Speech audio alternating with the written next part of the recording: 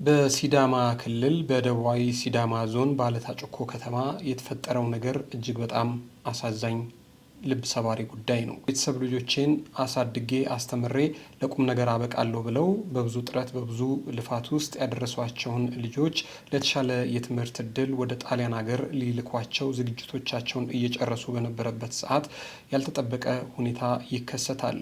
ሁለት እህትማማቾች መንታ የሆኑ እህትማማቾች የጣሊያን ጉዟቸውን በተመለከተ አንዳንድ ጉዳዮቻቸውን በመጨረስ መካከል እያሉ እጅግ በጣም ባልተጠበቀና ዘግናኝ በሆነ መልኩ ከአንድ ሳምንት ልዩነት እጅግ አሳዛኝ በሆነ መልኩ ህይወታቸውን በመኪና አደጋ ተነጥቀዋል። ይህ እጅግ በጣም መሪር ሀዘን ሆኗል ለአካባቢው ነዋሪዎች፣ ለቤተሰቦችና ይህንንም ጉዳይ ለሰሙ ሁሉ እጅግ በጣም የሚያሳዝን ክስተትን ፈጥሮ ያለፈ ጉዳይ ሆኗል። የምንነግራቸው ጉዳይ ይሆናል።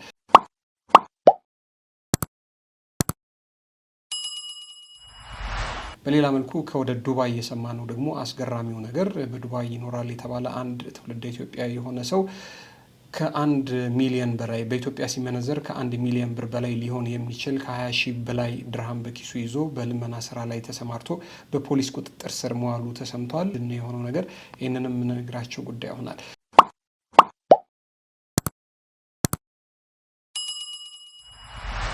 በሌላ መልኩ ደግሞ የሚያገለግልበት ገስት ሃውስ ውስጥ ያረፉ አንዲት ግለሰብ ሀገር ሰላም ብለው ያረፉበትን ገስት ሃውስ መስኮት ክፍት ያደርጉና ወደ ጉዳያቸው ያመራሉ። በዚህ መካከል ታዲያ እዛ ቤት ውስጥ በአስተናጋጅነት የነበረ አንድ ግለሰብ ከኚህ እንግዳ ከ6 ሚሊዮን 600 ሺህ ብር በላይ የሚገመት ንብረታቸውን በመስኮት ገብቶ ይዞባቸው ተሰውሮ ብዙም ሳይርቅ በፖሊስ ቁጥጥር ስር ውሏል። እዚህም ጋር ተያይዞ የምንነግራቸው ጉዳይ ይሆናል ማለት ነው። ይህ ጉዳይ ብዙዎቻችሁን ያስተምራል ብለን እናስባለን። በተለይ ደግሞ ከባህር ማዶ አገር ቤት መታችሁ ቤተሰቦቻችሁ ጋር ሳታርፉ ቀርታችሁ እንደዚህ ሆቴልና ገስት ሃውስ የምታርፉ እንግዶችም ካላችሁ ይህም ለእናንተ ትልቅ ትምህርት ይሆናል ማለት ነው። ይህንን ጉዳይ እስከ ፕሮግራማችን ፍጻሜ ድረስ አብራችሁን ከቆያችሁ የምትሰሙት ጉዳይ ይሆናል። እስከ ፕሮግራማችን ፍጻሜ ድረስ አብራችሁን ቆዩና መሰናዷችንን ተከታተሉልን። ለጊዜ ሚዲያ አዲስ ከሆናችሁ ጊዜ ሚዲያን ደግሞ ሰብስክራይብ በማድረግ ቤተሰብ እንድታደርጉን ከወዲሁ በትህትና እንጠይቃለን። ክበሩልን።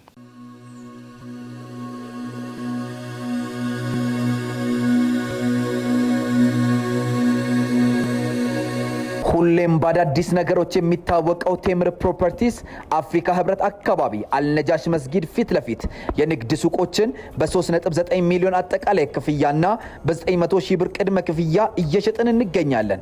እንዲሁም የመኖሪያ አፓርትመንቶችን 30% ቅናሽ በማድረግ 60 ካሬ ባለ 1 መኝታ በ4.9 ሚሊዮን አጠቃላይ ክፍያ፣ 90 ካሬ ባለ 2 መኝታ በ7.2 ሚሊዮን አጠቃላይ ክፍያ፣ 125 ካሬ ባለ 3 መኝታ በ10 ሚሊዮን አጠቃላይ ክፍያ ያለምንም የዋጋ ጭማሪና ወለድ እየሸጥን እንገኛለን።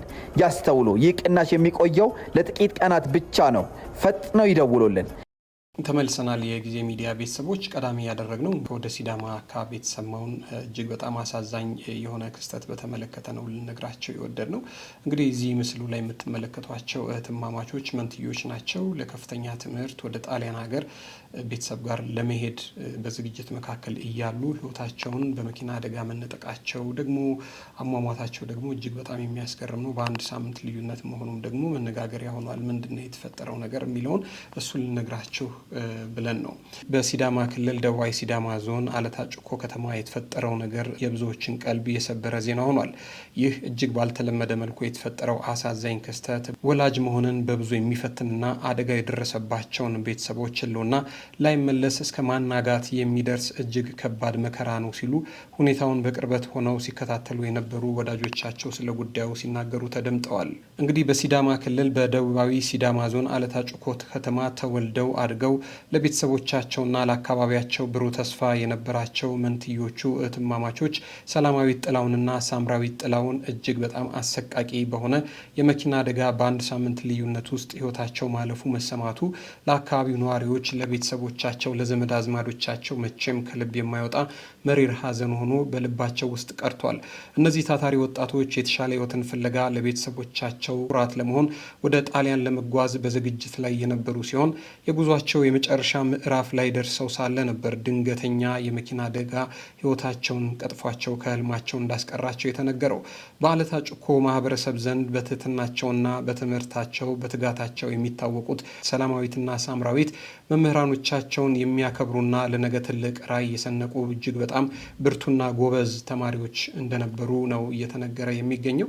ታዲያ የጣሊያን ጉዟቸውን ለማሳለጥ ወደ አዲስ አበባ መጥተው ነበር። ወደ አዲስ አበባ ከተጓዙ በኋላ ታዲያ ለጉዟቸው የሚያስፈልጓቸውን የመጨረሻ ሂደቶች ለመጨረስ አዲስ አበባ በሰላም የገቡ ቢሆንም እጅግ በጣም በሚያሳዝን ሁኔታ ታዲያ በመጨረሻ አካባቢ አሰቃቂ የመኪና አደጋ ይደርስባቸውና ሕይወታቸውን እንደነጠቃቸው ነው የደረሰን መረጃ የሚያመላክተው።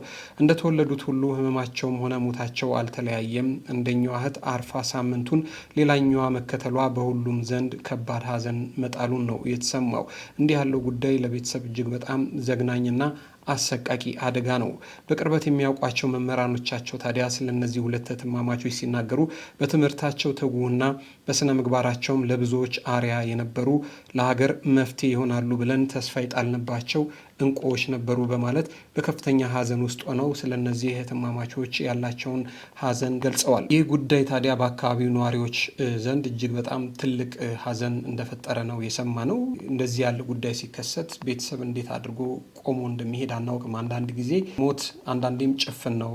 አይን ያለው ሞት ቢመጣ ይሻላል የሚሉም አሉ። ሞት መምጣቱ ካልቀረ አይናማው ሞት ይምጣ ይባላል። አንዳንዴ እንዲህ ያለው ደግሞ ጨፍኖ የሚመጣ አለ። ቤተሰብ በቀሪዎቹ እንዳይጽናና እንኳን እንደዚህ ባለ መልኩ ገና ከመጀመሪያዋ ልጅ ህልፈት አገግመው ገና ሳይበረቱም እንደገና ደግሞ ሌላው ሲመጣ ይህንን ሐዘን ማንም ሰው ቢሆን የሚችለው አይመስለንም። እንደዚህ ካለው ጉዳይ ጋር ተያይዞ በጣም የቅርብ ጊዜ ትዝታዎቻችን አሉ። ወደ ደቡብ አፍሪካ የተከሰተውን ነገር ሁላችሁም ታስታውሳላችሁ። የእህትማማቾቹ ነገር እነሱም እንደዚህ ቤተሰብ ሀገር ሰላም ብሎ የሚማሩበት የሚያጠኑበት ቤት ውስጥ ሆነው ነው እንግዲህ ቤተሰቦቻቸው ቢደውሉ አያነሱም። የእነሱን ጉዳይ እንደዚህ በሚያሳዝን መልኩ በአንድ ቀን ህይወታቸው ማለፉ ተሰምቷል። ሁላችሁም እንደሰማችሁት እነዚህ የደቡብ አፍሪካ ህይወታቸውን ያጡ እህትማማቾች ተመርዘው መሞታቸውን ሰምተናል። የህጉንም ጉዳይ በተመለከተ ቤተሰብም ዘመድ አዝማድም በከፍተኛ ሁኔታ እየተከታተለው እንደሚገኝ ሰምተናል። በተመሳሳይ መልኩ የምታስታውሱ ከሆነ ከቅርብ ጊዜ በፊትም እንደዚሁ ተመሳሳይ የመኪና አደጋ ተከስቶ ነበረ። ይስሐቅ አብርሃም የተባለ ታላቅ ወንድሙን ለመቅበር ታናሽ ወንድም የሆነው አቤኔዘር አብርሃም እንደዚሁ ከዋቻሞ ዩኒቨርሲቲ ወደ ቤተሰቦቹ ዘንድ እየሄደ ወንድሙን ለመቅበር በመሄድ ላይ እያለ እጅግ በጣም በአሰቃቂ የመኪና አደጋ እሱም የዛም ቀን ወንድሙን የሚቀብርበት ቀን ከዚህ ዓለም ድካም ማረፉ የሚታወቅና እኛም ይህንንም ጉዳይ በተመለከተ ፕሮግራም ሰርተን ማቅረባችን ይታወቃል። እንደዚህ አይነት ሐዘን ሲመጣ ቤተሰብ እንዴት አድርጎ ነው የሚቋቋመው? እንዴት አድርጎ ነው የሚችለው የሚለውን ነገር አላውቅም። እንግዲህ ይህንን ስሜት ይህንን ህመም ለመረዳት የግድ ወላጅ መሆን አይጠበቅም። በቃ ሰው መሆን ብቻ በቂ ነው። ወላጅ ሆኖ ደግሞ የሚያየው ሰው ደግሞ ይሄ ሐዘን እጅግ በጣም ከባድ ነው። የሁለቱን ወንድማማቾችም ጉዳይ የምትረሱት አይደለም። በቅርብ ጊዜ እየሰራ ነው ማለት ነው። ወንድሙን ለመቅበር ሲሄድ ታናሽ ወንድሙ የዛኑ ቀን ህይወቱ ያለፈበት ቀን ማለት ነው። እና ለዚህ እንዲህ አይነት አደጋ ለደረሰባቸው ቤተሰቦች ፈጣሪ መጽናናትን ይስጣቸው። ሐዘናቸውን በተመለከተ ልባቸውን ድንጋይ አድርገው መልሶ ሐዘን እንዳይሰማቸው ሐዘናቸውን እስከ መጨረሻ ይሻርላቸው ያስረሳቸው ከማለት ውጪ ምንም የምንለው ነገር የለንም። ምናልባት ማለት የምንችለው ነገር ኢትዮጵያ ውስጥ ተላላፊ ከሆኑም ተላላፊ ካልሆኑም በሽታዎች በበለጠ መልኩ በጣም ብዙ በሰው ህይወት በንብረት ላይ አደጋ እያደረሰ ያለው የመኪና አደጋ ነው። ይህንን የምንሰማ የምናሽከረክር ሰዎች ሀገር ውስጥ ያለን የምናሽከረክር ሰዎች በሙሉ ከዚህ ልንማር ይገባል። በጣም ትልቅ ጥንቃቄ ልናደርግ ይገባል። የመኪና አደጋ በጣም ብዙ ሰው ኢትዮጵያ ውስጥ በጣም ብዙ ሰዎችን እያሳጣን በጣም ብዙ ንብረት እየፈጀ ይገኛል። እንግዲህ ምናልባትም የሰከንዶች ትዕግስት ማጣት ወይ ደግሞ የደቂቃዎች ትዕግስት ማጣት መቼም ሊቀለበስ ወደማይችል ሐዘን ውስጥ ይከተናል ማለት ነው። የእነዚህም እህትማማቾች ነገር እንደዚሁ ነው የሆነው። እንግዲህ ቤተሰብ በብዙ ትጋት በብዙ ብርታት በብዙ ልፋት አስተምሮ አሳድጎ ውጭ ሄደው ተምረው ሀገርም ህብረተሰብም ቤተሰብም ይጠቅማሉ የተባሉ ልጆች እንደዚህ ባለ አይነት መልኩ ህይወታቸው ሲያልፍ ምን እንደሚባል አላቅም። ብቻ ግን ፈጣሪ የሟቾችን ነፍስ በቀኝ ያኑር፣ ቤተሰቦቻቸውንም ደግሞ መጽናናትን ይስጣቸው፣ የሀዘን መጨረሻ ያድርግላቸው ማለት እንወዳለን።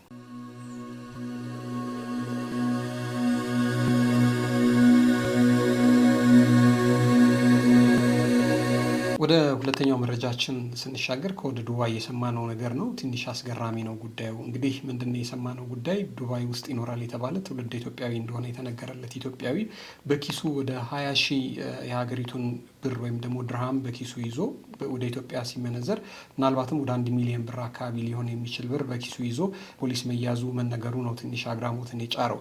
ያገኘነው መረጃ እንደዚህ ነው የሚለው 20 ሺህ ድርሃም በኪሱ ይዞ የምበላው የለኝም፣ የሚበላ የሚላስ የሚቀመስ የለኝም በማለት በዱባይ ጎዳናዎች ላይ ሲለምን የነበረ አንድ ትውልድ ኢትዮጵያዊ በቁጥጥር ስር ዋለ ይላል መረጃው። በዱባይ ከተማ የቅንጦት መኪና ባለቤቶችን ኢላማ በማድረግ በልመና ላይ ተሰማርተው የነበረ ግለሰብ 20 ሺህ ድርሃም በኢትዮጵያ ወደ 1 ሚሊዮን የኢትዮጵያ ብር ገደማ በእጁ ላይ ተገኝቶበት በቁጥጥር ስር መዋሉ ጉዳዩን በዛ ሀገር አነጋጋሪ አድርጎታል ይላል። የዱባይ ፖሊስ የወንጀል ምርመራ ክፍል ባወጣው መግለጫ መሰረት ግለሰቡ በቁጥጥር ስር የዋለው ልመናን መዋጋት በሚል በቅርቡ በታወጀው ልዩ ዘመቻ አካል በሆነው እንቅስቃሴ መሆኑ ታውቋል። የሀገሪቱ ፖሊስ ከዚህ አዋጅ ጋር ተያይዞ እያደረገ በነበረው እንቅስቃሴ ውስጥ ከዚህ ኢትዮጵያዊ ሰው ጋር በድንገት ይገናኛል። በጎዳናዎች ላይ ሲለምን ማለት ነው። ኢትዮጵያዊ እንደሆነ የተነገረለት ይህ ግለሰብ ታዲያ በሀገሪቱ ነውር ነው የተባለለትን ልመና በተለያዩ ስልቶች ሲተገብር እንደተያዘ ነው የተነገረው። ግለሰቡ የተጠቀመባቸው ስልቶችም በመጀመሪያ በመኪና ማቆሚያዎችና በትራፊክ መብራቶች ላይ የቅንጦት መኪና ባለቤቶችን ይከታተላል። ሀብታም ናቸው፣ ሊሰጡ ይችላሉ፣ ብር አላቸው ተብለው የሚገመቱ ሰዎችን በአይነ ቁራኛ ይከታተላል። ከዛ የሚቀርባቸውና የምበላው የለኝም፣ በጣም አስቸጋሪ ሁኔታ ላይ ነኝ የሚሉ የሐሰት ታሪኮችን በመጠቀም የሰዎቹን ርኅራሄ ይስብና እንዲያዝኑለት ያደርጋል። ታዲያ እንዲህ እያደረገ በመለመን ሂደት ውስጥ ሳለ ነበር በቁጥጥር ስር በዋለበት ወቅት በእጁ ላይ 20 ሺህ ድርሃም ወይንም ደግሞ በኢትዮጵያ ብር ሲመነዘር ወደ 1 ሚሊዮን ብር አካባቢ ሊጠጋ የሚችል ገንዘብ ይዞ የተገኘው። ይህንን እንቅስቃሴ እየመሩ እንደሆነ የተነገረላቸው ብርጋዴር አሊ ሳሌም እንደተናገሩት ከሆነ ደግሞ በየመስጊዱ ደጃፍ በየገበያውና በየሆስፒታሎች አካባቢ ሰዎችን ለማታለል ሲሞክር ነው በቁጥጥር ስር ያዋል ነው ብለው ስለ ጉዳዩ ማብራሪያ ሰጥተዋል። ህዝቡን በተንኮል ታሪኮች እንዳይታለል ማህበረሰቡም እንዲህ ያሉትን ሰዎች ብር እየሰጠ ለመናን ከሚያበረታታ ህጋዊ በሆነ መልኩ ለእርዳታ ድርጅቶች ብር እንዲሰጥ ሲሉ ነው ግለሰቡ የጠቆሙት ማለት ነው። በልመና ስራ ላይ ተሰማርቶ የተገኘ ኢትዮጵያዊ እንዴት ያለ ቅጣት ይጠብቀዋል? እሱን ወደፊት የምናየው ጉዳይ ይሆናል። ጠግባይ ሲተፋ ያድራል እየተባለ እዚህም ግለሰብ ላይ እየተተረተበት ይገኛል። ያንን ሁሉ ገንዘብ ይዞ በኪሱ ምንድን ነው የሚያደርገው? ቢያንስ ኪሱ ስር ይዞት የነበረውን ገንዘብ ወደሚፈልግበት ቦታ አድርሶ ቢለምን ይሻል ነበር። ሰው እንዴት ይህንን ያህል ገንዘብ በኪሱ ይዞ ይለምናል? እንደው ቢያንስ ዕለቱን ወይ ደግሞ የሚፈልገውን ነገር በኪሱ አይዝም ወይ የሚሉ ብዙ ሀሳቦች እየተሰነዘሩበት ይገኛሉ። የሀገሪቱ መንግስት ታዲያ ከዚህ ጉዳይ ጋር ተያይዞ አሁን ጠበቅ ያለ እርምጃ ሊወስድ ይችላል የሚልም ነገር እየሰማን እንገኛለን።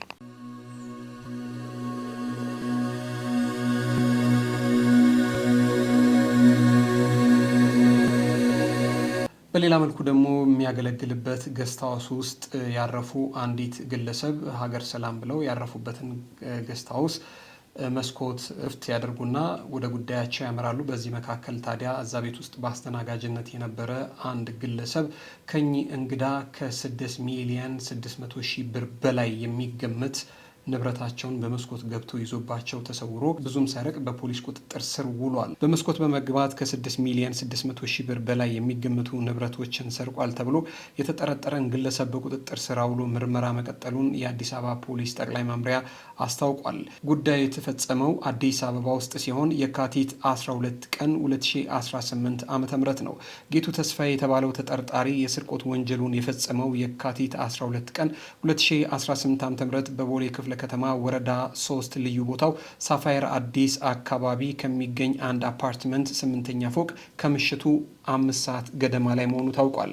ተጠርጣሪው በአፓርታማው ከሚገኝ አንድ ሬስቶራንት በአስተናጋጅነት የሚሰራ ሲሆን የግል ተበዳይ ወይዘሮ እልፍነሽ አሰፋ የመኝታ ክፍል መስኮት አለመዘጋቱን በማረጋገጥ ከወርቅና ከዳይመንድ የተሰሩ ልዩ ልዩ የአንገት ሐብል፣ የጣት ቀለበት፣ የእጅ ብራስሌትና የጆሮ ጌጣጌጦቿን እንዲሁም ደግሞ 2800 የአሜሪካን ዶላር፣ 2 ሞባይል ስልኮችና የተለያዩ ጌጣጌጦችን በመኝታ በኩል በሚገኝ መስኮት ዘሎ በመግባት የስርቆት ወንጀል ፈጽሞ ከአካባቢው ይሰወራል። የግል ተበዳይ ወይዘሪት እልፍነሽ አሰፋን አቤቱታ የተቀበለው የቦሌ ክፍለ ከተማ ፖሊስ መምሪያ የአደይ አበባ ስታዲየም አካባቢ ፖሊስ ጣቢያ የወንጀል ፈጻሚውን ማንነት ለማረጋገጥ ህንፃው ላይ የተገጠመው በደህንነት ካሜራ ወይም በሲሲቲቪ አማካኝነት በማረጋገጥና ክትትል በማድረግ ግለሰቡ ለጊዜው ተሰውሮ ከነበረበት ሜክሲኮ አካባቢ ከሚገኝ አልጋ ቤት ከነ ንብረቶቹ በቁጥጥር ስር መዋሉን ከአደይ አበባ አካባቢ ፖሊስ ጣቢያ የተገኘው መረጃ ያመላክታል። ከዚህ ጉዳይ ጋር ተያይዞ ደግሞ ፖሊስም ማንም ሰው ወንጀል ፈጽሞ ከህግ ማምለጥ እንደማይችል የገለጸው የአዲስ አበባ ፖሊስ ጠቅላይ መምሪያ ህብረተሰቡ በመኖሪያ ቤቱም ሆነ የሚያርፍባቸው ቦታዎች የደህንነታቸው የተጠበቀ መሆኑን በሚገባ ማረጋገጥ እንደሚገባም ጭምር መልእክቱን አስተላልፏል። ይህ እንግዲህ ለብዙዎቻችሁ ባህር ማዶም ያላችሁ አገር ቤት ስትመጡ ገስት ሃውስ ስትይዙና ታርፉበት አካባቢ የአካባቢውና የምታርፉበትን ቤት ደህንነትም እንድታረጋግጡና ለእናንተም ትምህርት ሊሆን ይችላል ብለን ነው ያመጣ ነው።